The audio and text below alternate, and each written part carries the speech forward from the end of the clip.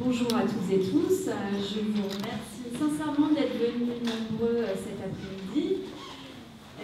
Alors je vous promets, je ne serai pas longue, parce que c'est pas moi que vous êtes venus voir, j'en ai pleinement conscience. Mais il me semble incontournable de remercier toutes les personnes qui ont permis de nous retrouver aujourd'hui, et essentiel de vous partager le sens de cette conférence. Alors c'est avec un grand plaisir que l'équipe MGEN des Deux-Sèvres se joint à moi. Donc, je suis Cécile Adam, administratrice nationale et présidente de la MGEN des Deux-Sèvres. Et on est ravis de vous accueillir autour du sujet complexe qui est celui de la douleur. Alors au-delà de son rôle de complémentaire santé et de remboursement de soins, la MGEN elle s'est toujours intéressée depuis sa création à des sujets d'innovation en santé et plus largement sur le plan sociétal, à l'autonomie, la lutte contre la douleur, la santé mentale et la santé des femmes. Donc ces sujets, ils restent bien au centre de nos préoccupations et notre objectif est de contribuer modestement, mais vraiment résolument, à une meilleure connaissance et à une évolution en faveur de chacun et chacune. On passe aux remerciements. Je vais faire rapide et je vais essayer d'oublier personne. Alors je remercie l'équipe militante MGEN pour leur initiative pour cette conférence et pour la conception.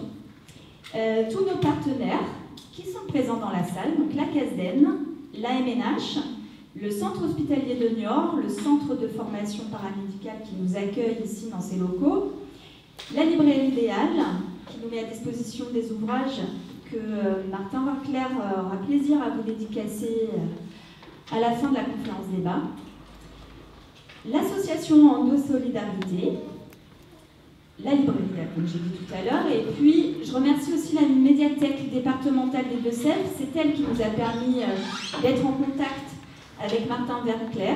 Donc bien sûr, je remercie chaleureusement d'avoir accepté de nous partager son expertise et ses idées. Je remercie Caroline Offray. Donc Caroline, elle est élue MGEN et elle est également présidente de l'association Endo Solidarité. Elle a porté le projet, donc merci infiniment à elle. Et puis c'est elle qui va s'occuper d'animer les échanges. Une dernière petite précision. Donc un premier temps sera consacré au format interview dont je vous parlais. Et puis ensuite, ça sera un débat avec vous, puisque c'est ce à quoi vous teniez, et je pense que c'est essentiel de pouvoir vous exprimer. Et donc je vous souhaite une bonne conférence. Juste une dernière petite consigne. Martin Winkler devra prendre un train. Donc à 17 h, il faudra me libérer. Merci.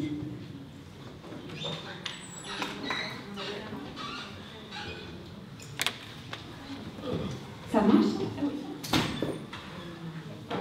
Je vais le mettre sur moi, du coup, ça va être plus simple. Voilà. Bonjour à tous. Merci à Martin Winkler d'être venu aujourd'hui. Je suis ravie de vous accueillir pour parler de ce sujet très complexe qu'est la douleur.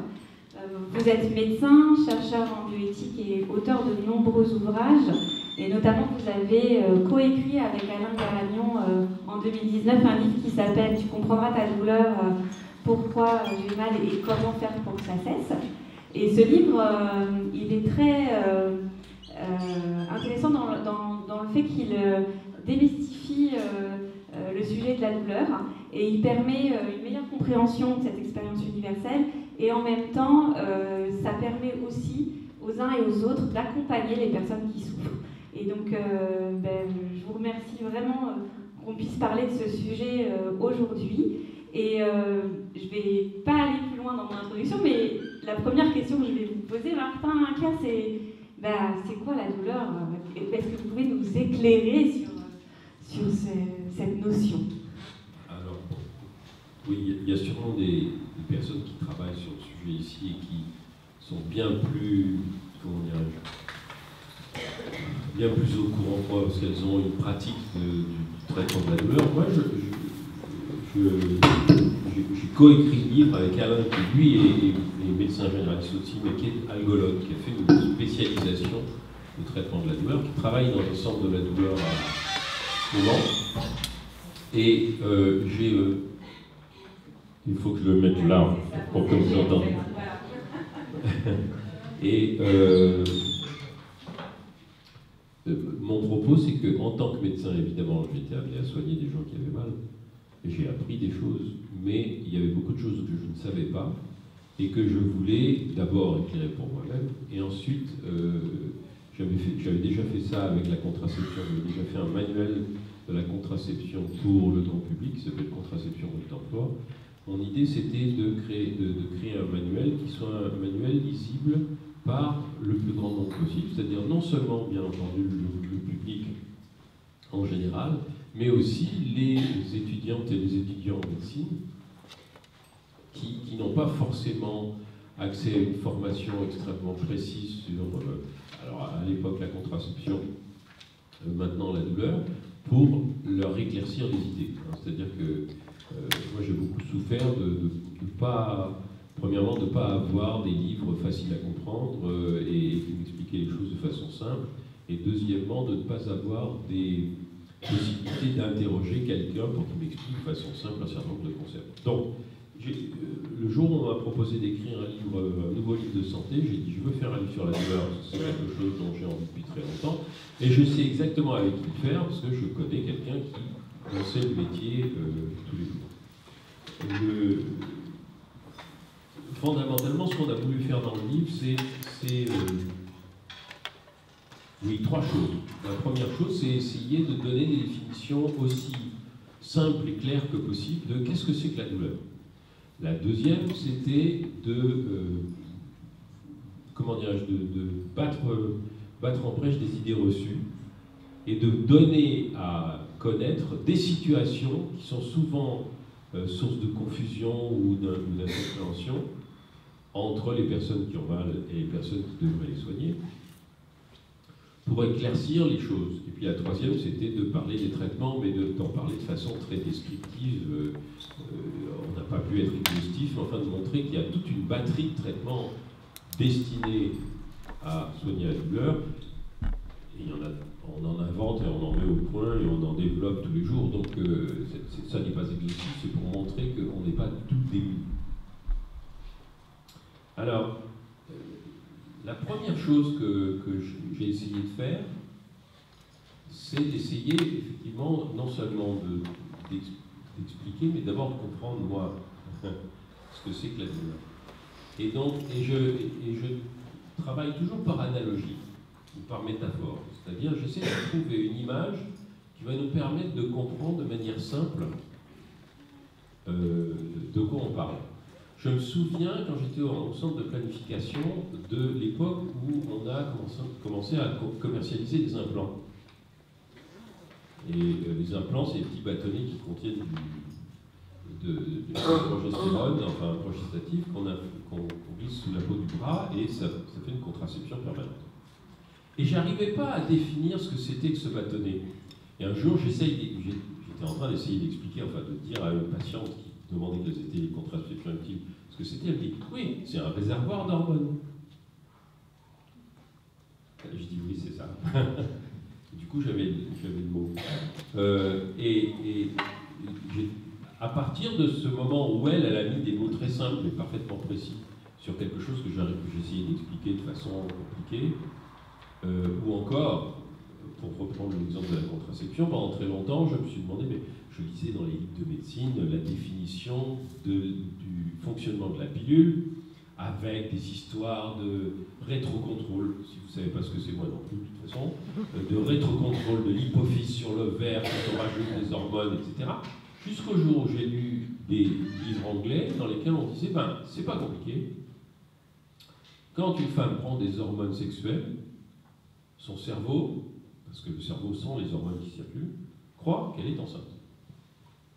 Donc comme il croit qu'elle est enceinte, elle n'ovule pas, parce que les femmes enceintes n'ovulent pas. Autrement, elle pourrait avoir plusieurs fœtus d'âge différents en même temps, ce qui serait quand même assez embêtant.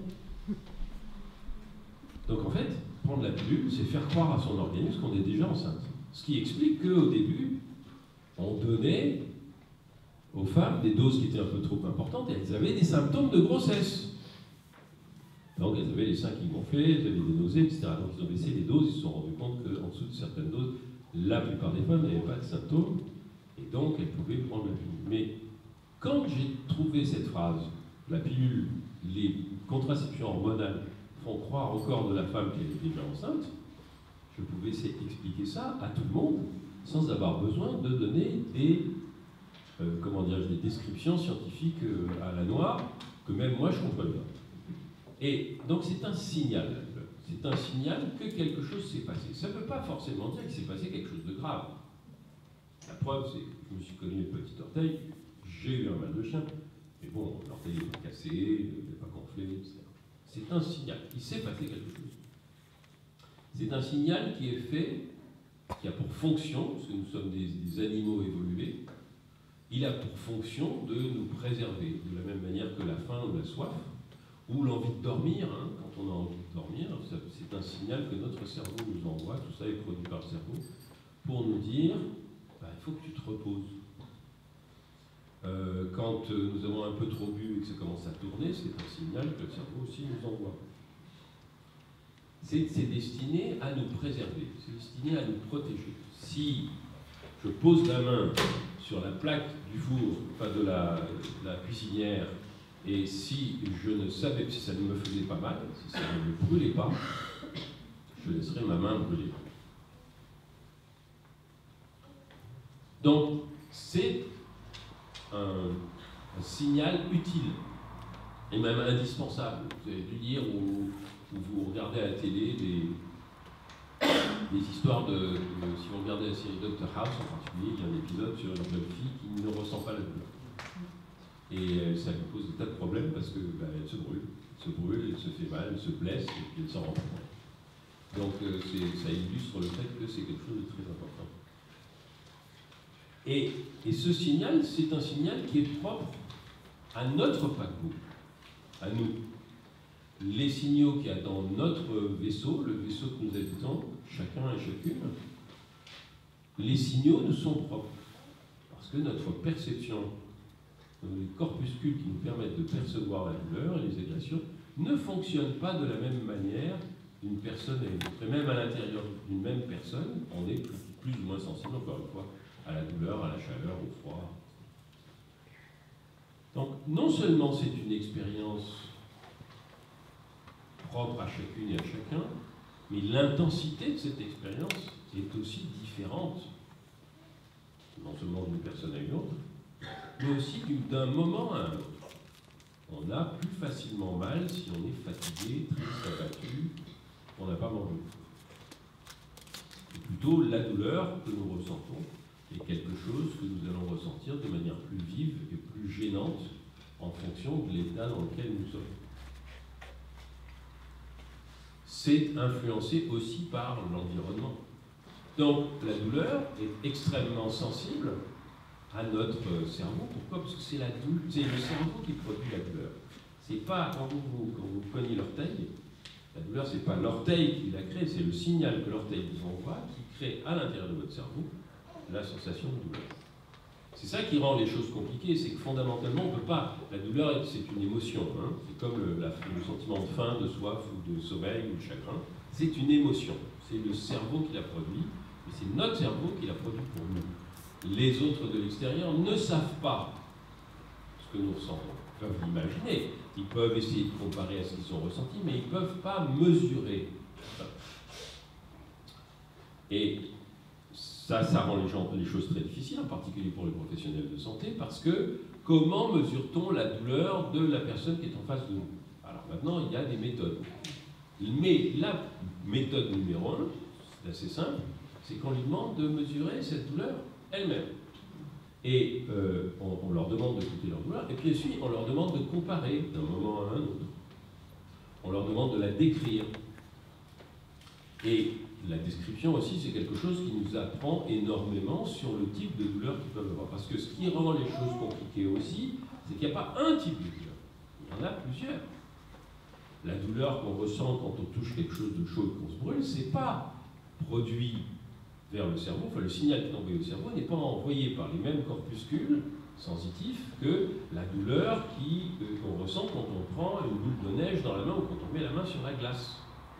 La sensibilité au chaud, la sensibilité au froid, c'est pas la même douleur que quand on se coupe le doigt, c'est pas la même douleur que quand on a le doigt écrasé, c'est pas à chaque fois, il y a des corpuscules différents, donc on ressent quelque chose de particulier. Nous avons toujours tendance à mésestimer la douleur de quelqu'un d'autre. Toujours. Pourquoi? Parce que nous ne sommes pas objectifs. Parce qu'un homme va mésestimer la douleur d'une femme quand une femme va lui dire j'ai mal, j'ai des douleurs liées à mes règles et j'ai extrêmement mal. Comment est-ce qu'un homme peut concevoir ça? Il ne peut pas. Il n'a jamais eu mal pendant ses règles, il n'a même jamais eu de règles. Mais parfois, une femme qui n'a jamais eu mal pendant ses règles a beaucoup de mal à imaginer qu'une autre femme puisse avoir mal. Et l'inverse est vrai aussi. Femmes qui ont mal pendant leurs règles ont beaucoup de mal à imaginer, elles leur colleraient des baffes, que certaines femmes n'ont pas mal du tout. Ce que nous éprouvons à l'intérieur, ça complique les choses énormément. Il y a une grande différence, et ça c'est pas spécial à la France, ça se voit partout, c'est des enquêtes qui ont été faites dans le monde entier. Il y a une grande différence dans la manière dont la douleur est cotée chez les femmes et chez les hommes. C'est-à-dire que la douleur appréciée par des professionnels de santé, hommes ou femmes, dans une situation équivalente, est toujours considérée comme plus importante chez les hommes que chez les femmes. Donc, on les écoute plus, on leur donne plus d'antalgiques, et pendant plus longtemps. Les femmes sont toujours moins écoutées, moins soulagées, et pendant moins longtemps. Donc ça, c'est les autres complications. Et l'autre chose qui nous empêche, quand nous essayons de soulager quelqu'un qui est mal, qui nous empêche de les soulager, c'est que la douleur, ça fait peur. La douleur, ça fait peur. Quand quelqu'un a mal, spontanément, nous avons tendance à penser que c'est grave. Et comment dirais-je, c'est une sorte de réflexe de soin. C'est-à-dire, si vous négligez la douleur de l'autre, évidemment, il y a des gens qui vont finir par mourir parce que vous n'allez pas vous occuper de lui. Nous avons tendance à surestimer la gravité de la douleur. Par précaution, c'est ce qu'on appelle un acquis évolutif. C'est comme quand vous passez à côté d'un buisson, vous entendez un bruit dans le buisson, vous avez tendance à vous écarter parce que vous dites qu'il y a peut-être un tigre dans le buisson. Si c'est les gens qui se sont écartés en pensant qu'il y avait un tigre dans le buisson qui ont survécu, ceux qui ne se sont pas écartés sont fait bouffer par le tigre. Il y en avait un. Alors, le but du livre, c'était de raconter tout ça, en sachant, et je sais qu'ici, il y a beaucoup de gens qui savent déjà tout ça, mais il y a aussi des gens qui ne savent pas tout ça, à qui on a. Et l'idée, c'était de mettre un peu tout le monde sur la même longueur d'onde, de façon à ce qu'on puisse justement parler de la douleur, de ce qu'elle signifie pour chacune et chacun d'entre nous, mais aussi de ce qu'elle signifie collectivement, de ce que signifie l'attitude que les professionnels de santé, mais pas seulement les professionnels de santé, tout le monde a vis-à-vis de la douleur. Et d'un point de vue éthique, c'est-à-dire d'un point de vue de la morale du soin, de l'éthique clinique, on ne peut pas faire autrement que de croire les gens. Pourquoi? Parce que, premièrement, nous ne sommes pas des machines qui peuvent mesurer si les gens disent la vérité ou non. C'est-à-dire qu'on ne peut pas savoir si quelqu'un dit ou non la vérité. Donc, décider qu'une personne dit la vérité et qu'une autre ne dit pas la vérité, c'est abusif. C'est uniquement quelque chose qui est le produit de ce qu'on appelle nos biais de perception, de nos préjugés, etc. Deuxièmement, sur le plan moral, on a tout intérêt à croire tout le monde. Pourquoi? Parce que même si sur 100 personnes, il y en a 2 qui ne disent pas la vérité, il y a 98 autres la disent. Elles ont besoin d'être soulagées. Donc il vaut mieux donner des médicaments par excès à 2 personnes qui n'en ont pas besoin, mais soigner tous les autres, que, par défaut, ne pas soigner 98 personnes, parce qu'il y en a 2 qui pourraient nous demander un médicament par excès. Et ça, c'est quelque chose que, personnellement, c'est une des raisons aussi pour lesquelles on a écrit le livre, Alain et moi, parce que lui il y a eu affaire. Moi, j'ai eu affaire à ce genre de problème pendant les 25 ans que j'ai été médecin de famille, et lui, ça en fait 30 ou 35 maintenant. Et en tant que médecin de la douleur, il l'a constaté encore plus que moi dans le cadre de la douleur, il y a énormément de personnes qui souffrent qui ne sont pas crues. Martin Winter, je vous interromps juste un instant. On est d'accord que la douleur dont on parle, elle peut être aussi bien physique que mentale. La douleur, elle est toujours les deux. La douleur, c'est créé par le cerveau. Donc une douleur, littéralement, quand on vous dit « mais non, madame, c'est dans la tête », oui, c'est dans la tête. C'est pour ça que ça fait mal. La douleur, c'est dans la tête. Et c'est une émotion. Donc c'est forcément à la fois physique, si vous voulez, physiologique et émotionnel. Plus les personnes qui ont mal sont informées, rassurées, entourées, avant même qu'on leur fasse le moindre traitement, leur niveau de douleur baisse. Il n'y a rien qui renforce plus la douleur que de dire à quelqu'un « c'est rien, c'est dans votre tête, ne m'embêtez pas avec ça ». L'immense majorité des gens souffrent, on ne les a pas crus, on n'a pas identifié, examiné et analysé leur douleur, et très souvent, parce qu'on n'a pas fait les deux premières choses, on ne leur a pas donné le ou les traitements qui pourraient les soulager, non seulement assez tôt, la douleur chronique qui n'est pas traitée assez vite a tendance à être de plus en plus difficile à soulager. Non seulement on ne leur a pas donné le traitement assez tôt, mais aussi on ne leur a pas donné le traitement approprié. Pour donner le traitement approprié, il faut savoir son soin. On dit soigner, donner des traitements, mais en France c'est quelque chose d'assez compliqué parce qu'on a des injonctions contradictoires, c'est-à-dire qu'on a les soignants qui vont donner des traitements pour soigner tel ou tel type de douleur, et en même temps on a la société qui nous dit que si on prend ces traitements, on est fragile, on va devenir addict. Voilà, je parle des antidépresseurs, mais je parle aussi tout ce qui est hormonal au niveau de l'endométriose notamment. Les femmes n'ont pas d'autre choix que de prendre ces hormones.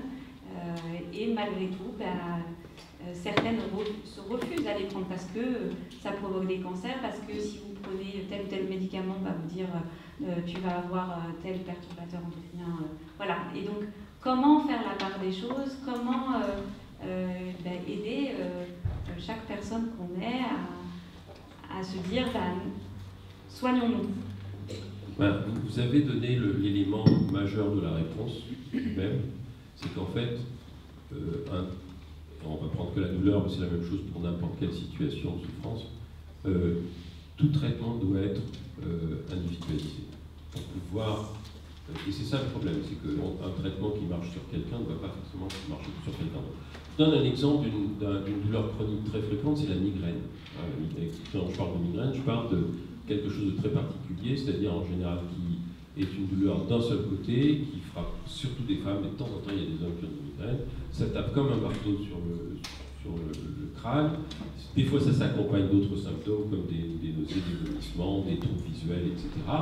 Ça arrive une fois par mois, très souvent, pour beaucoup de femmes, ça arrive au moment où elles sont sur le point d'avoir leurs règles, et puis ça disparaît pendant l'année.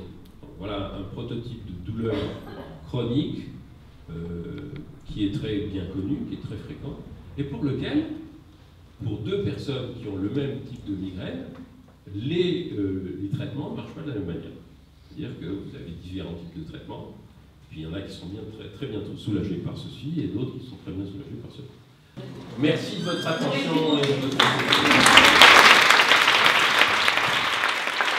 Je voulais vous remercier et je voudrais faire pour la richesse et puis votre passion et vos idées. Et puis je voulais faire un petit clin d'œil à mes 3 drôles de dames du centre antidouleur de l'hôpital parce qu'elles sont à l'écoute, elles sont bienveillantes, elles sont dans l'empathie. Et quand on souffre, c'est vraiment du bonheur de venir vous voir. Merci à vous.